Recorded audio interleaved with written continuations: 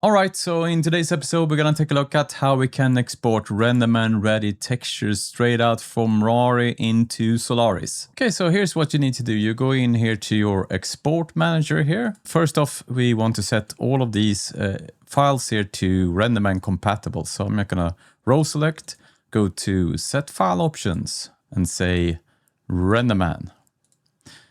And this now would export out Renderman compatible EXR files.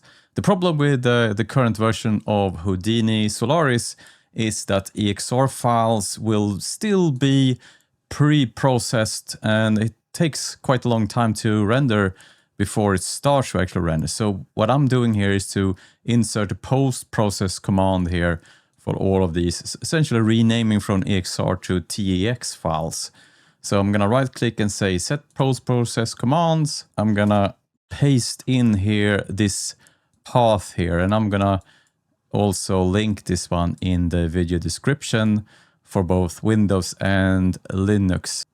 It will essentially, after it has exported to EXR, convert the file extension to TEX, and then it will actually render in Solaris. So I'm just gonna export this one out now and we can open it in Solaris. So this location here. So we can see here the texture read here is now linked into a TX file.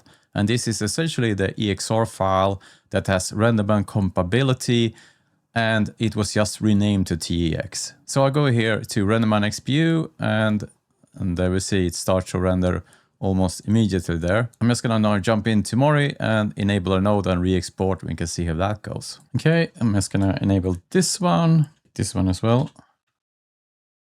Okay, so let's now just re-export to see if this works and then fire up Houdini again and take a look at when it's rendered. Okay, let's go here to Renderman XPU and there we go. So if you want to support my channel, consider subscribing, and if you give this a like, it's gonna be good for the YouTube algorithm. See you on the channel. Bye bye.